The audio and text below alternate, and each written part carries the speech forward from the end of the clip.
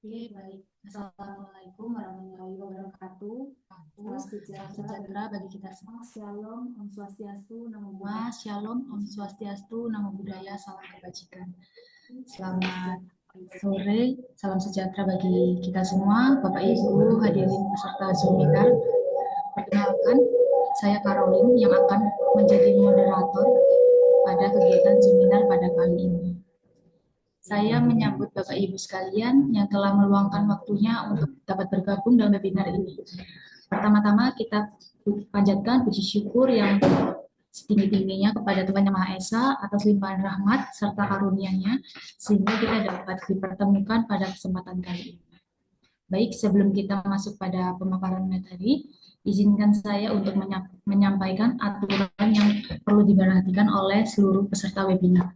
Yang pertama, peserta diharapkan dapat on-cam selama kegiatan webinar berlangsung. Kedua, peserta dihimbau saat pemaparan sesi materi dapat menonaktifkan mikrofonnya supaya dapat berlangsung dengan lancar kegiatan pemaparan materi. Yang ketiga, setelah sesi pemaparan materi akan ada diberikan kesempatan kepada Bapak Ibu untuk yang ingin bertanya kepada pemateri terkait materi yang akan disampaikan. Oke, baik. Webinar pada kali ini akan mengangkat tema peran guru dalam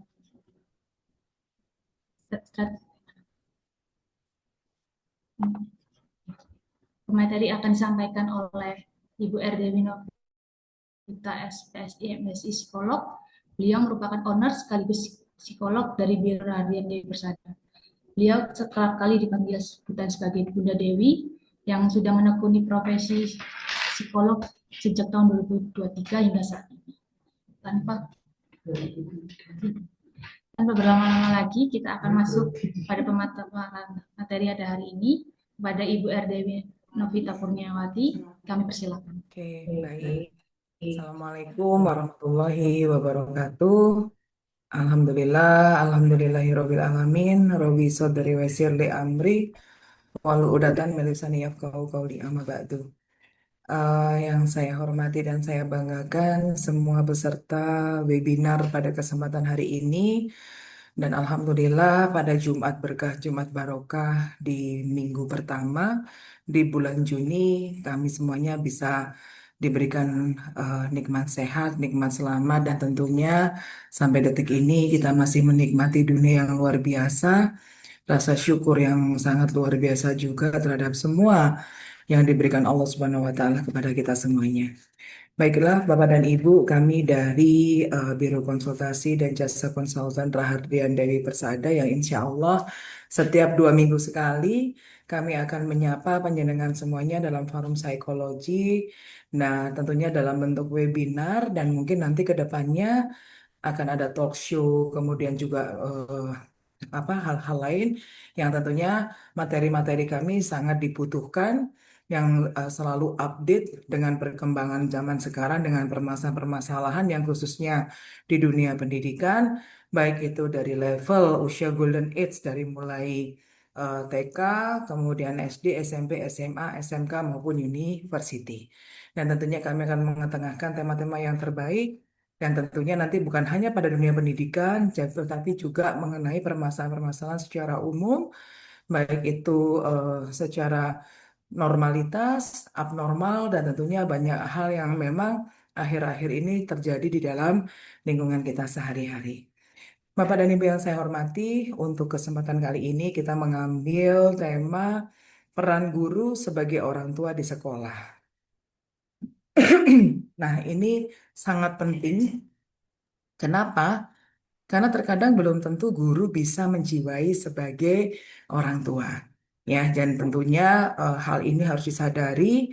Kenapa? Karena sekolah merupakan rumah kedua ketika orang tua atau wali murid menyekolahkan atau menitipkan buah hati mereka semuanya di sekolah-sekolah Bapak dan Ibu semuanya.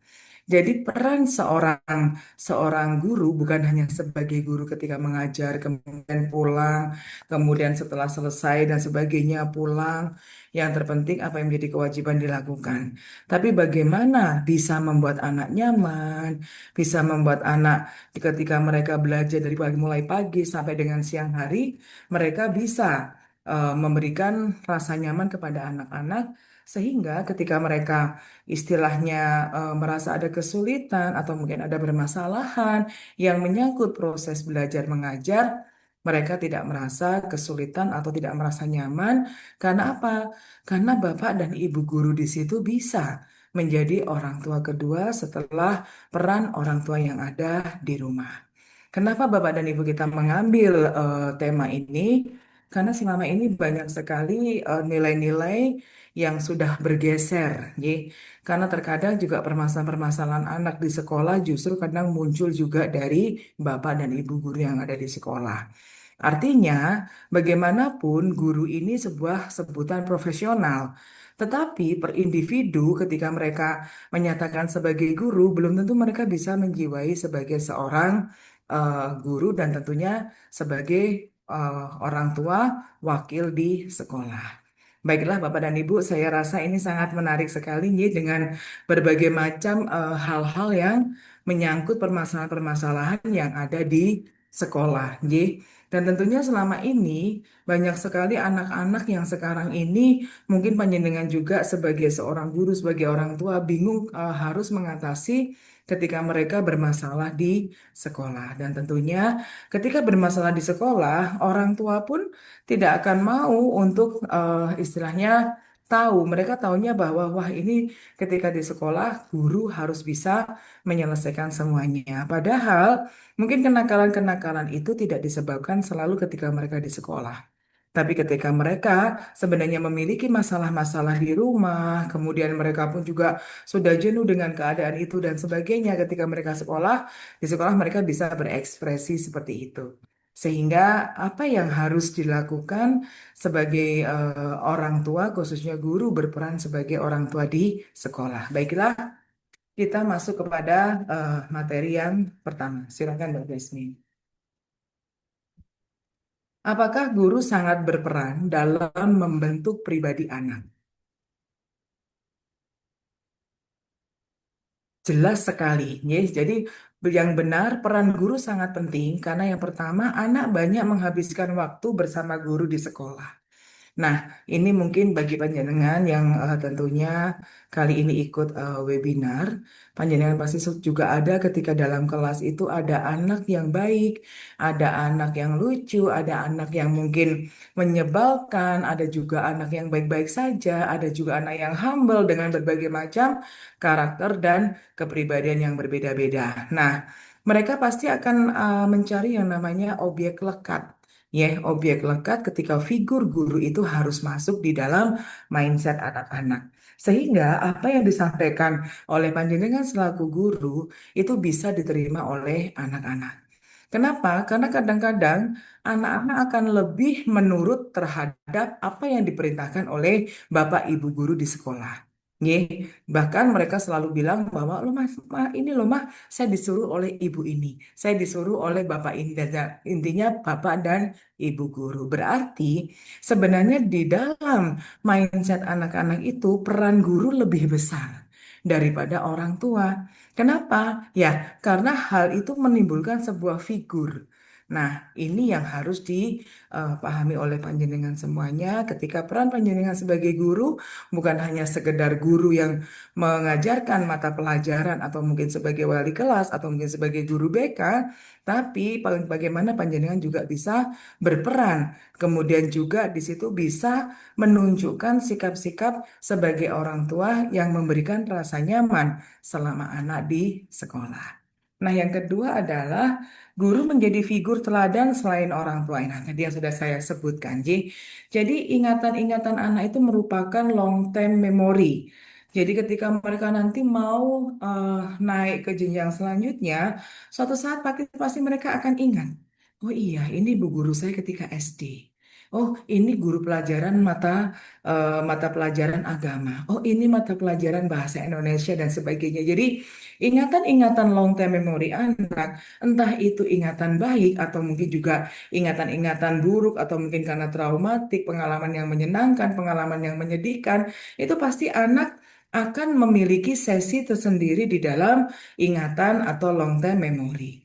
Nah, disitulah Bapak dan Ibu, panjenengan selaku Bapak dan Ibu guru di sekolah, itu bagaimana bisa menjadi figur atau teladan bagi mereka. Karena anak itu pun juga akan menilai atau meniru segala perilaku, segala mungkin secara verbal communication, apa-apa saja yang menjenengan sampaikan kepada anak-anak. Ya, disitulah mereka pasti akan mempraktekkan ke dalam kehidupan mereka sehari-hari. Kemudian yang ketiga, hubungan positif guru anak membantu perkembangan emosi dan sosial. Nah, ini Bapak dan Ibunya hubungan positif anak, guru dan anak membantu perkembangan emosi dan sosial. Kenapa? Karena di sekolah inilah sarana mereka mengembangkan diri untuk bisa bergaul, untuk bisa mengenal lingkungan, kemudian mengenal orang-orang lain di luar masyarakat terkecil, yaitu keluarga.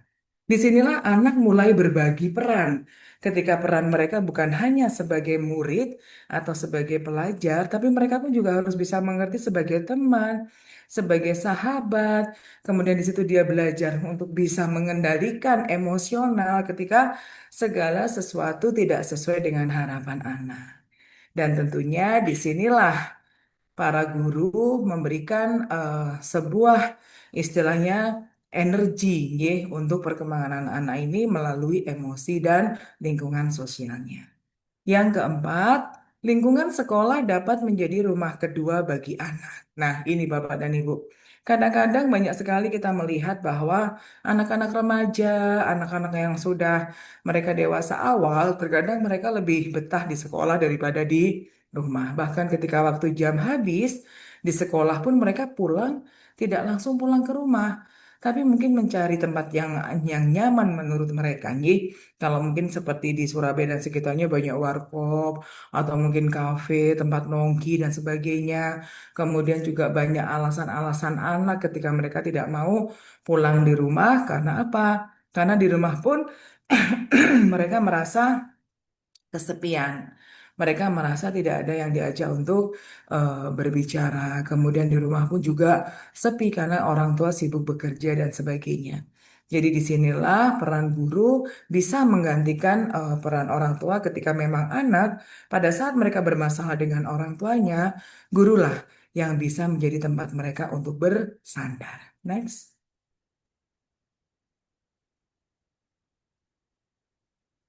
Guru sebagai orang tua di sekolah. Nah, maksudnya seperti apa? Yang pertama, memberikan rasa aman dan nyaman. Jelas nih, rasa aman tuh yang seperti apa? Nah, rasa aman adalah ketika anak itu merasa bahwa dia diterima apa adanya. Tidak setiap saat selalu diungkap apa yang menjadi, mohon maaf, kesalahan-kesalahannya. Baik itu di depan murid, di depan kelas, ataupun ada sebuah labeling atau kesimpulan yang memang diberikan kepada anak karena memang perilaku anak itu mungkin pernah bermasalah di sekolah. Sehingga guru itu harus bisa memberikan rasa aman bahwa apapun kamu, dengan sebuah perilaku kamu, di sini ada ibu guru, ada bapak guru yang bisa menerima kamu dan sebagai rumah untuk pulang kamu ketika di sekolah. Ya, dan nyaman inilah yang harus diciptakan. Kenapa Bapak Ibu eh, apa di sekolah itu bisa menciptakan rasa nyaman? Kadang orang tua di rumah merasa bahwa anak saya itu begini, begini, begini, begini dengan semua sebutan-sebutan. Nah, tapi ketika dengan panjenengan anak itu nurut, kemudian hal-hal yang mungkin tidak bisa dilakukan oleh orang tua, ternyata panjenengan yang bisa merubah. Artinya, figur panjenengan itu secara aman dan nyaman bagi anak sudah terpenuhi. Kemudian yang kedua, mendengarkan dan memahami kebutuhan anak. Nah, ini Bapak dan Ibu guru, mungkin di sini ada guru BK atau mungkin juga wali kelas. Anak itu ternyata juga memiliki banyak permasalahan. Tapi kadang-kadang mereka itu bingung harus mengungkapkan seperti apa. Karena terkadang banyak karakter-karakter anak yang mereka kelihatan happy, mereka kelihatan gak ada masalah, tapi sebenarnya di dalamnya bergejolak yang sangat luar biasa. Nah, disinilah kadang-kadang kita sebagai bapak ibu guru kadang-kadang harus menjemput bola, memberikan pertanyaan. Misalkan, tadi ke sekolah naik apa? Di rumah sarapan sama siapa? Di sekolah diantar siapa? Dan sebagainya. Ketika malam mengerjakan PR sama siapa? Nah, mungkin itu suatu hal yang kecil menurut kita.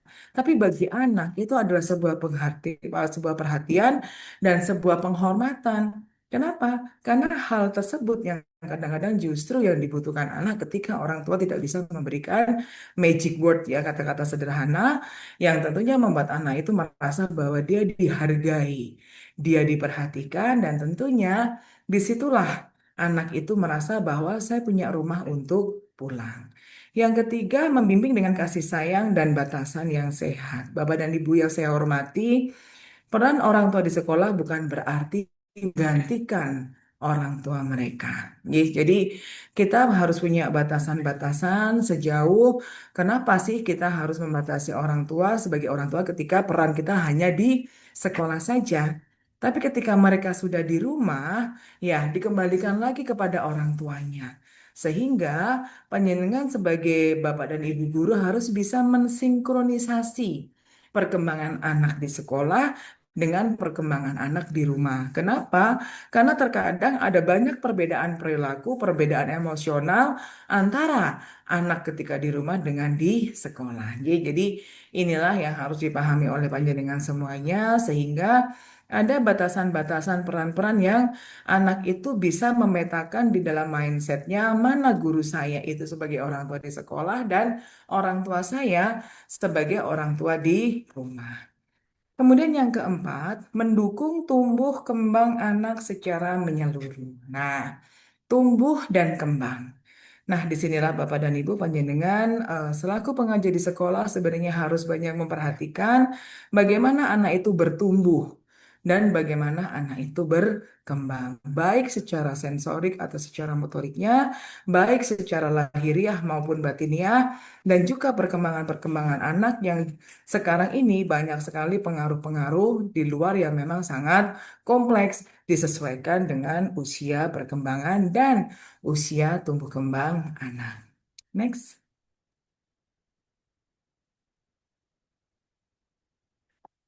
Dos and don'ts dalam perkembangan anak. Nah, ini Bapak dan Ibu Y, sikap yang perlu ditunjukkan. Yang pertama, sabar dan konsisten.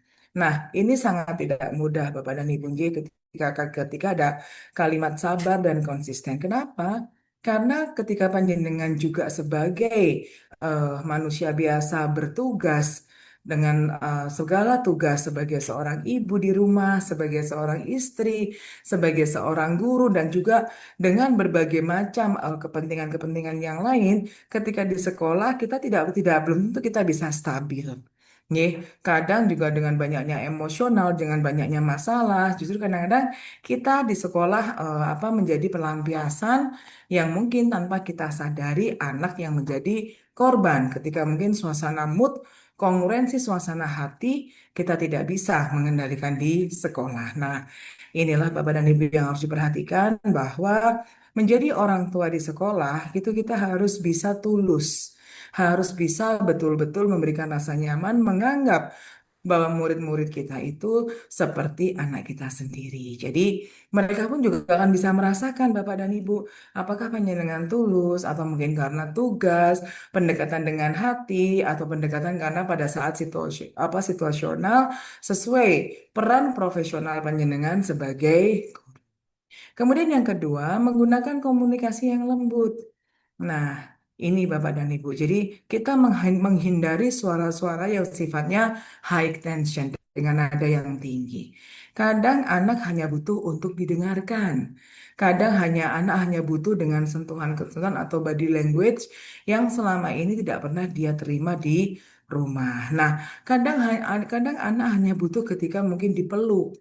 Nggih, ketika anak dalam keadaan yang mungkin sangat luar biasa dia tidak bisa mengeluarkan unek-uneknya karena kondisi-kondisi psikis ya dia tidak bisa eksplor ya di dalam perasaannya. Nah, disinilah kita wajib menggunakan bahasa yang lembut, kemudian yang sabar, dengan kalimat-kalimat yang sederhana, tapi bisa diterima oleh anak, dan tentunya dengan intonasi dan nada suara yang justru lebih lembut dan rendah, sehingga anak pun merasa nyaman untuk bisa datang di situ. Ye.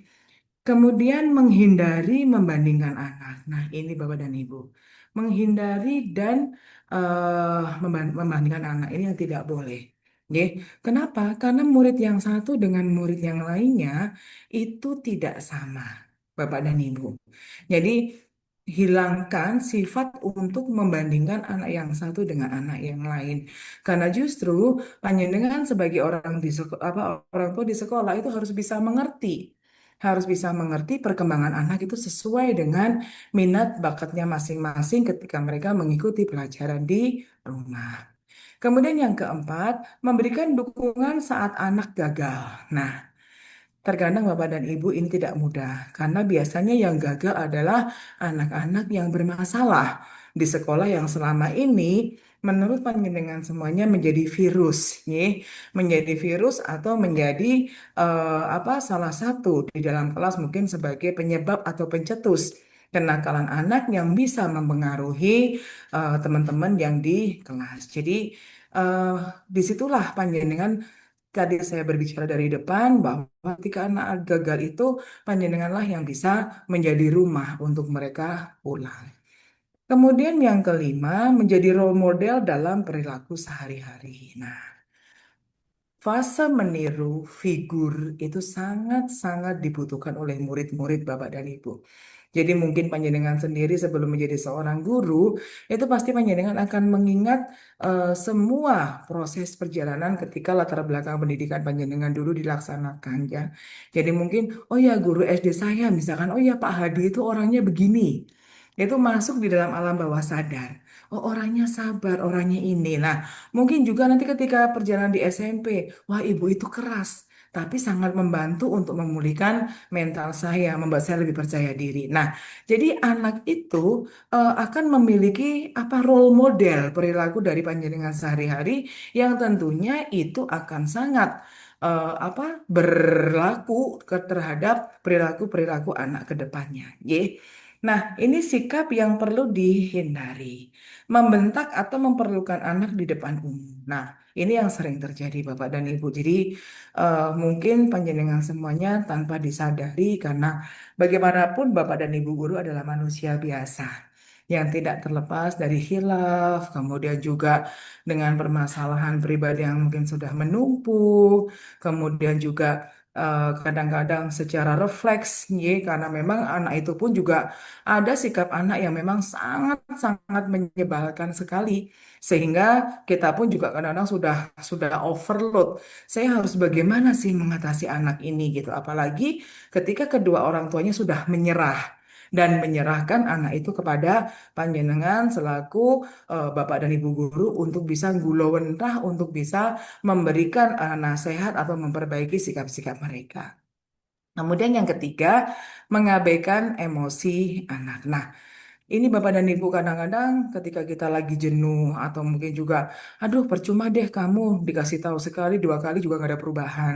Hari ini kamu iya, tapi besok berperilaku seperti itu lagi. Jadi kadang-kadang kita sudah capek, males, kemudian merasa juga bahwa waduh kenapa sih aku kok terlalu itu bukan anakku. Kadang-kadang seperti itu ada perasaan seperti itu. Karena ya itu tadi kita jenuh, kita capek dan sebagainya. Kemudian anak diberitahu, dibimbing, dia pun nggak ada perubahan. Nah, disitulah muncul sikap-sikap kita bahwa ya sudahlah, wis terserah kamu mau seperti apa. Yang penting saya sudah ini, kemudian mengembalikan anak itu kepada orang tuanya yang ada di rumah. Karena memang tanggung jawab panjenengan sebagai orang tua hanya sebatas di sekolah.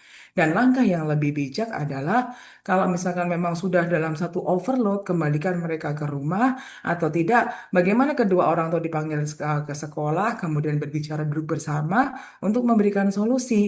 Kenapa anak itu berperilaku seperti itu sudah diberikan apa istilahnya nasihat tapi tidak ada perkembangan untuk baik. Nggih.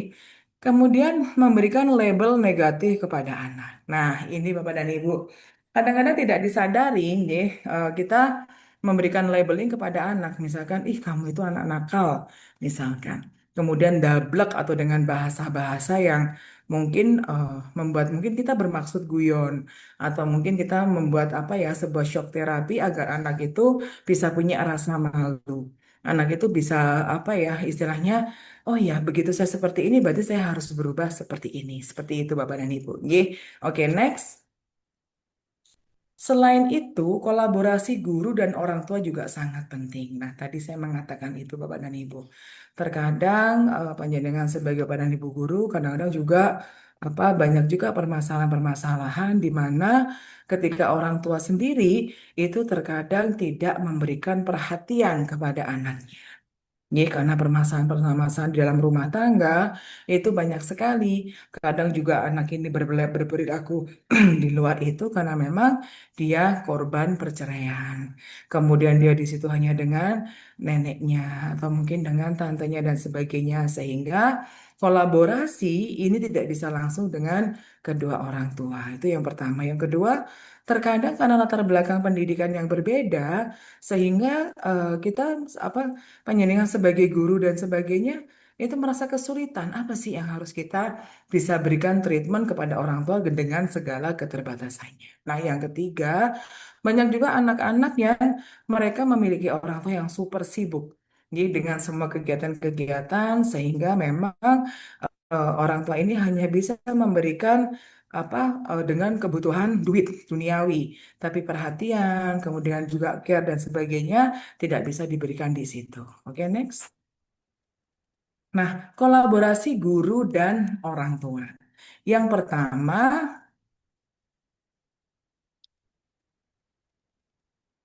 membangun komunikasi yang terbuka. Ye, membangun komunikasi yang terbuka, menyampaikan perkembangan anak secara berkala. Nah, ini Bapak dan Ibu, istilahnya kita sebagai orang tua atau sebagai guru, kita harus bisa menyampaikan perkembangan anak. Nah, perkembangan anak ini yang sebenarnya harus bisa dievaluasi minimal itu seminggu sekali, karena perkembangan anak sangat dinamis atau minimal sebulan sekali, sehingga bukan hanya ketika penerimaan rapot atau mungkin juga ketika anak itu bermasalah baru kita sebagai bapak dan ibu guru memberikan surat memanggil orang tua itu untuk ke sekolah. Jadi sebenarnya semuanya bisa diantisipasi ketika anak itu dalam keadaan baik-baik saja. Itu ada report tentang perkembangan anak-anak di sekolah kepada orang tua di rumah.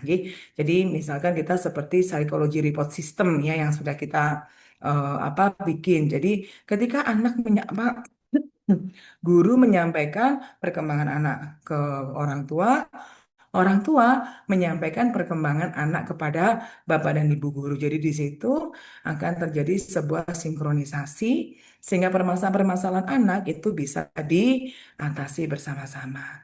Kemudian yang ketiga, bekerja sama menghadapi tantangan anak.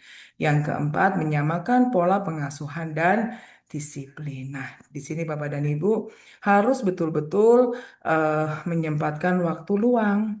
Ya, bukan hanya sekedar 10 menit, 15 menit. Jadi harus betul-betul menyempatkan waktu yang luang bagaimana menghadapi kolaborasi guru dan orang tua. Bahkan kalau diperlukan biasanya guru-guru bisa home visit di rumah untuk mengetahui bagaimana kondisi perkembangan anak yang sebenarnya. Oke, next. Apabila peran guru sebagai Apabila peran guru sebagai orang tua di sekolah serta kolaborasi terkait gaya parenting dengan orang tua terlaksana, apa dampaknya bagi anak? Oke, next. Dampaknya bagi anak adalah yang pertama anak lebih percaya diri, pastinya. Kemudian yang kedua meningkatkan motivasi belajar. Yang ketiga anak merasa aman secara emosional, kemudian membentuk karakter positif dan empati. Bapak dan Ibu yang saya hormati, ketika kita sebagai orang tua di sekolah, sebenarnya hal-hal yang tentunya sekarang ini yang lagi marak viral seperti bullying, kemudian lingkungan yang toksik, kemudian anak yang overthinking, kemudian anak-anak yang mereka merasa bahwa saya tidak memiliki rumah yang nyaman, sehingga ketika mereka ada sebuah masalah, mereka sudah seperti mentalnya sudah seperti down sekali. Bahkan tidak jarang kita lihat bahwa di beberapa kota di Indonesia, ketika anak tidak dibelikan satu contoh krayon saja, anak usia 10 tahun sudah bisa bunuh diri. Nah, what happened seperti itu? Itu yang kita harus bisa menyelesaikan atau menggali. Karena apa kan ternyata tidak ada yang bisa mengendalikan, baik itu guru-guru di sekolah anak tersebut dan orang tua yang ada di rumah, sehingga anak merasa sendiri, anak merasa jiwanya kosong. Anak merasa bahwa nobody's understand me, tidak ada satupun yang bisa mengerti saya. Sehingga sampai seorang anak 10 tahun bisa mengambil langkah yang tentunya itu tidak boleh terjadi. Ye. Oke, next. Guru bukan hanya pengajar, tetapi juga pendamping tumbuh kembang anak. Kehangatan dan perhatian guru dapat menjadi pengalaman berharga bagi anak. Sekolah yang nyaman membantu anak berkembang optimal. Nah, guru bukan hanya pengajar, ini dari awal sudah saya sebutkan, tetapi juga sebagai pendamping tumbuh kembang anak. Kemudian kehangatan dan perhatian guru dapat menjadi pengalaman berharga bagi anak karena guru itu tidak lepas dari yang namanya figur. Kemudian yang ketiga, sekolah yang nyaman membantu anak berkembang optimal. Nah, di dalam memberikan rasa nyaman di sekolah dengan sekarang ini sekolah-sekolah berlomba-lomba bagaimana membuat sekolah itu sebagai yang homey, sebagai sekolah yang ramah anak, sebagai sekolah dengan semuanya yang ada. Nah, disitulah sekolah sebagai rumah kedua ketika mereka harus menghabiskan waktunya sebagian 50% ketika mereka harus belajar di sekolah. Oke, next.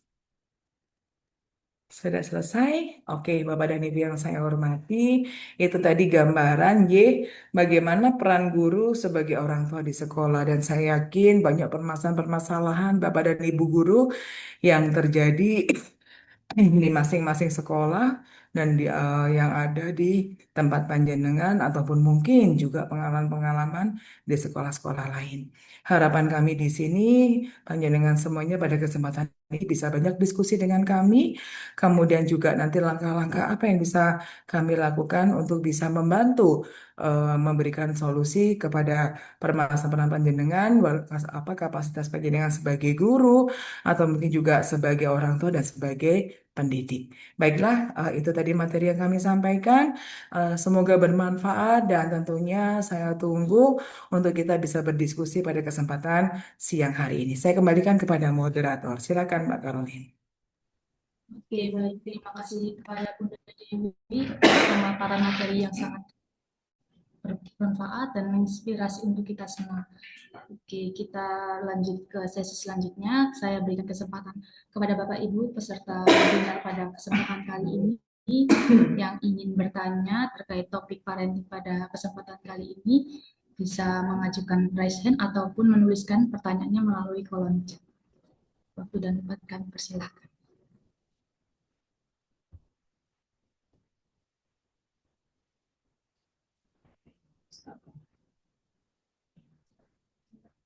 Saya nanya ya, kita mau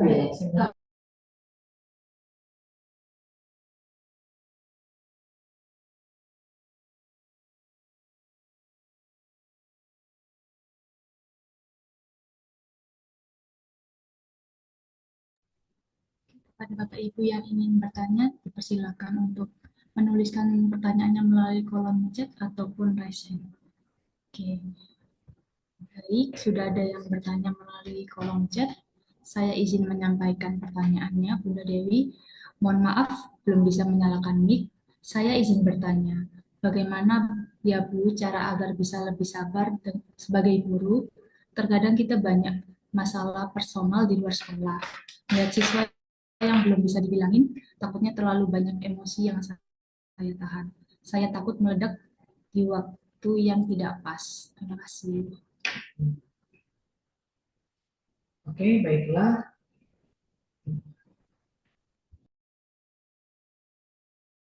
Baiklah, dari Ibu Anggi ya. Oke, belum bisa menyalakan nih bertanya bagaimana Bu cara agar bisa lebih sabar sebagai guru. Terkadang kita sudah banyak masalah personal di luar sekolah, melihat siswa yang belum bisa dibilangin. Takutnya terlalu banyak emosi yang saya tahan, saya takut meledak di waktu yang tidak tepat. Nah, ini Bapak dan Ibu, ini tadi yang saya sebutkan dari awal bahwa mengontrol emosi pribadi itu sangat tidak mudah.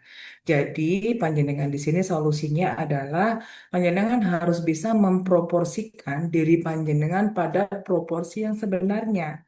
Ketika panjenengan sebagai seorang guru di sekolah, ya panjenengan harus bisa meletakkan peran yang lain ketika panjenengan di sekolah. Jadi, ketika panjenengan banyak masalah di luar sekolah itu diletakkan.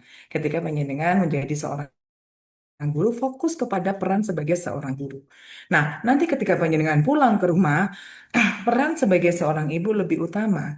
Jadi, masalah-masalah yang ada di sekolah tidak boleh dibawa ke rumah karena memang sudah pada proporsi masing-masing, begitu Bu Anggi. Sehingga insya Allah secara emosional itu akan bisa terkendali. Karena apa? Karena panjenengan sudah bisa memetakan manajemen stres sesuai dengan profesional kerja yang panjenengan hadapi.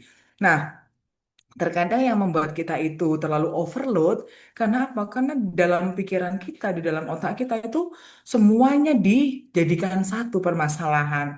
Sehingga ketika kita dihadapkan pada di sekolah, semuanya seolah-olah seperti, wah, semuanya itu permasalahan yang ada di sekolah. Padahal sebenarnya permasalahan itu bukan hanya dengan anak itu saja, tapi panjenengan sudah terlalu berat ketika masalah-masalah itu terjadi di luar sekolah.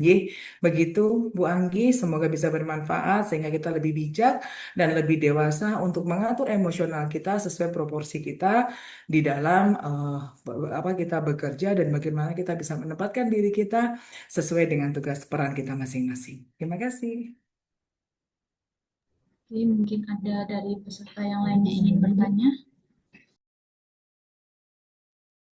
Baik, dipersilakan kepada Ibu Zaratul ini untuk menyampaikan pertanyaannya.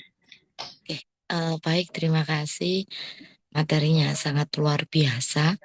Ini saya mau tanya, Iya. bagaimana mengatasi anak-anak dengan usia anak sekolah yang tingkatan SMK, SMA, ketika ada anak yang pengaruh lingkungan negatifnya lebih kuat, yang mengakibatkan anak tersebut ikut dalam pergaulan negatif dan lingkungan keluarga yang kurang mendukung, karena mungkin terkadang kita memanggil orang tua ingin mencari solusi, tapi ada beberapa orang tua yang hanya menutupi kesalahan anak, tidak mau memberikan solusi.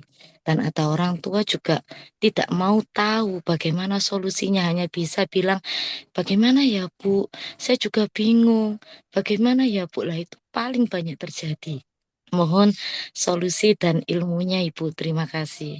Oke, terima kasih Bunda. Jadi begini, wah itu pertanyaan bagus sekali ya, dan itu memang dialami sebagian besar guru, tenaga pengajar di SMA dan SMK, khususnya SMK, ya Ibu. SMK swasta yang memang selama ini sangat completely sekali. Baik Ibu, ketika panjenengan dihadapkan dengan masalah di mana anak itu di rumah sudah tidak ada penerimaan.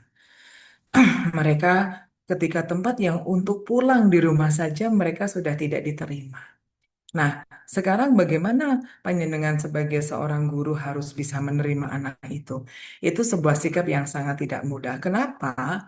Karena anak SMK itu mereka sudah, ya ibarat kata tumbuh kembang anak, sudah sedikit terlambat untuk kita bisa mengembalikan mereka kembali dalam keadaan yang baik seperti itu. Yes, istilahnya gambaran secara umum. Nah, tugas panjenengan Ibu sebenarnya Satu, ketika kita sebagai sebagai guru itu sebenarnya bukan bukan wajib nih, bukan wajib tugas panjenengan karena itu bukan anak kandung dan sebagainya.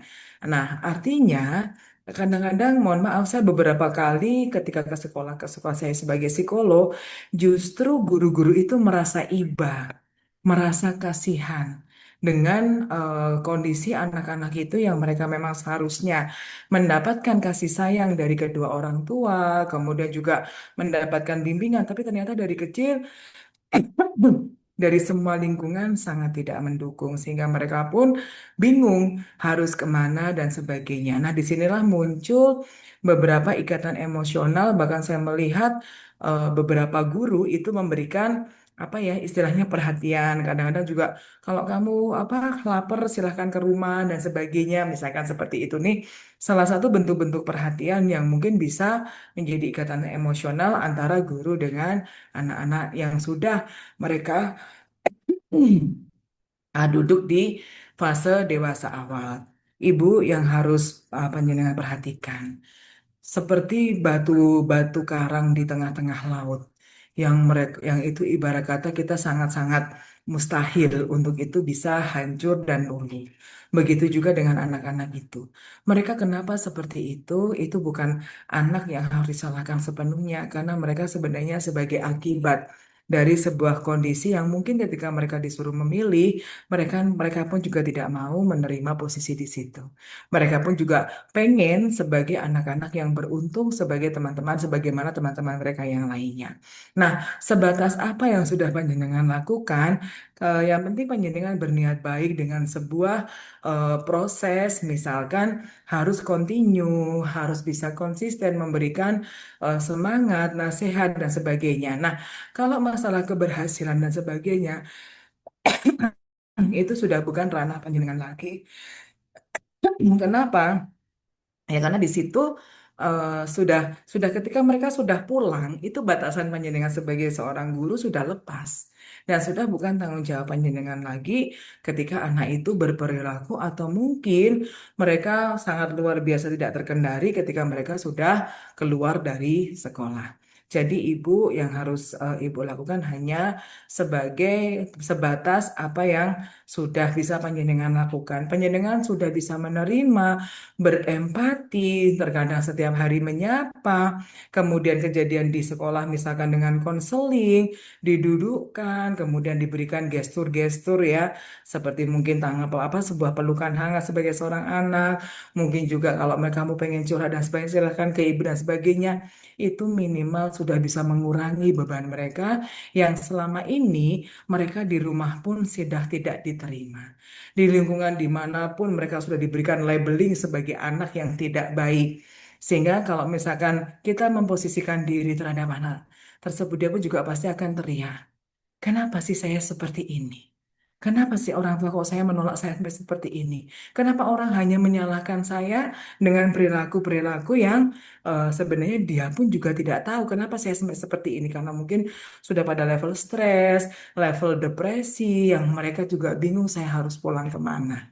Seperti itu Ibu. Jadi semoga jawaban saya bermanfaat. Terima kasih. Bunda Dewi atas penyampaian jawabannya. Kami izin menyampaikan pertanyaan yang ada di kolom chat. Selamat siang menjelang sore Bunda Dewi dan tim Radian Dewi Persada. Saya Tiffany, alumni mahasiswa magang bimbingan konseling di suatu sekolah. Berdasarkan pengalaman lapangan saya, banyak siswa yang enggan bertanya atau bercerita karena takut dihakimi dan dicap tidak pintar. Pertanyaan saya, bagaimana sebagai pengajar membentuk langkah konkret mengubah pola komunikasi kita dari yang terkesan menginterogasi menjadi mendengar aktif, sehingga siswa dapat merasa aman dan tidak merasa dihakimi ketika mereka ingin bercerita atau bertanya. Matur nuwun Bunda. Ya, baiklah. Jadi Mbak Tiffany terima kasih ya pertanyaannya karena sebagai pengajar mengubah pola komunikasi kita dari terkesan itu menjadi pendengar aktif. Nah, sebenarnya kesan itu dimunculkan pada saat pertama kali kita memanggil anak tersebut. Karena apa? Terkadang mohon maaf guru BK itu sudah dengan labelin guru yang menjadi momok ya, menjadi yang ditakutin. Jadi ketika mungkin kita bermaksud baik dan sebagainya, tapi karena di dalam pergaulan atau di dalam lingkungan di situ yang namanya guru BK itu menakutkan dan pasti ada masalah sehingga anak pun dari awal sudah underestimate terhadap guru BK. Nah, apa yang harus kita lakukan? Nah, kita harus bisa mencairkan suasana yang ada dalam proses konseling tersebut dengan apa? Ya, kita harus bisa menciptakan suasana yang happy. Kita harus bisa memancing anak itu agar bisa mengeluarkan unek-unek atau mengeluarkan apa yang menjadi isi hatinya. Sehingga dia pun ketika kita sudah masuk, insight kita sudah masuk, insya Allah disitulah dia sudah mulai bisa bercerita. Jadi kita harus bisa membangkitkan stimulus-stimulus yang memang bisa menjadi sebuah perhatian sehingga dia merasa nyaman dengan situasi yang kita ciptakan dan mereka welcome untuk bercerita sehingga kita bisa menjadi pendengar yang baik. Begitu Mbak Tiffany, semoga bermanfaat. Terima kasih. Oke, baik. Apakah masih ada yang ingin bertanya dari kepada audiens terhadap pemateri?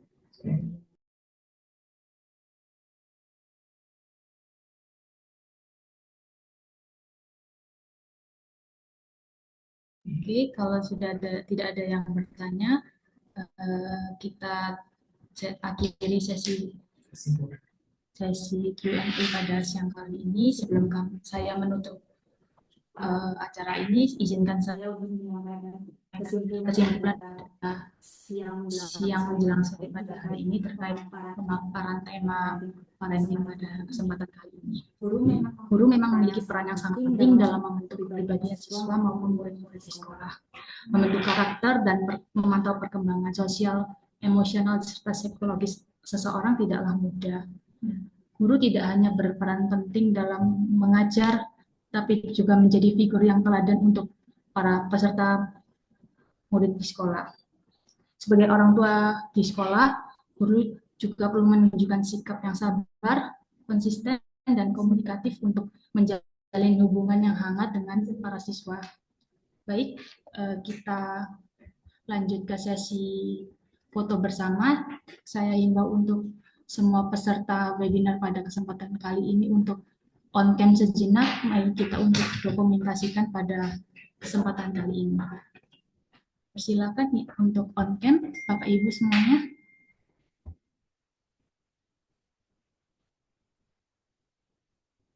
Saya tunggu yang belum on cam untuk kita dokumentasi pada kesempatan kali ini. Oke, yang belum on cam, segera on cam, kita akan foto dokumentasi pada kesempatan. Oke, sesi foto akan saya pandu. 1, 2, 3. Oke, ganti. 1, 2, 3. Mungkin sarangnya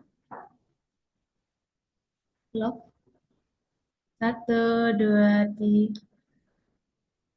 Oke, baik. Baik, terima kasih kepada seluruh peserta webinar. Ini kita berikan aplaus kepada pemateri dan seluruh partisipan pada kesempatan kali ini. Saya Caroline selaku moderator pada kesempatan kali ini mengucapkan terima kasih kepada seluruh peserta yang telah meluangkan waktunya mengikuti webinar pada kesempatan kali ini. Saya informasikan untuk mengisi link presensi yang telah ada di kolom chat, dan saya izin menyampaikan informasi tambahan untuk kegiatan webinar yang diselenggarakan oleh Rahardian Dewi Persada akan dilaksanakan setiap hari Jumat 1 bulan 2 kali dengan mengangkat topik seputar parenting. Untuk informasi lebih lanjutnya dapat mengunjungi website maupun Instagram dan TikTok kami. Oke, kami juga menyediakan sertifikat kepada Bapak Ibu yang ingin mendapatkan sertifikat maupun materi pada kesempatan kali ini. Oke, baik, saya Caroline selaku moderator pada kesempatan acara webinar kali ini mengucapkan terima kasih banyak kepada seluruh peserta atas perhatian dan waktunya yang telah diluangkan. Akhir kata, saya mohon maaf apabila selama sesi webinar berlangsung terhadap salah kata maupun tindakan. Assalamualaikum warahmatullahi wabarakatuh. Sampai jumpa di webinar selanjutnya. Terima kasih.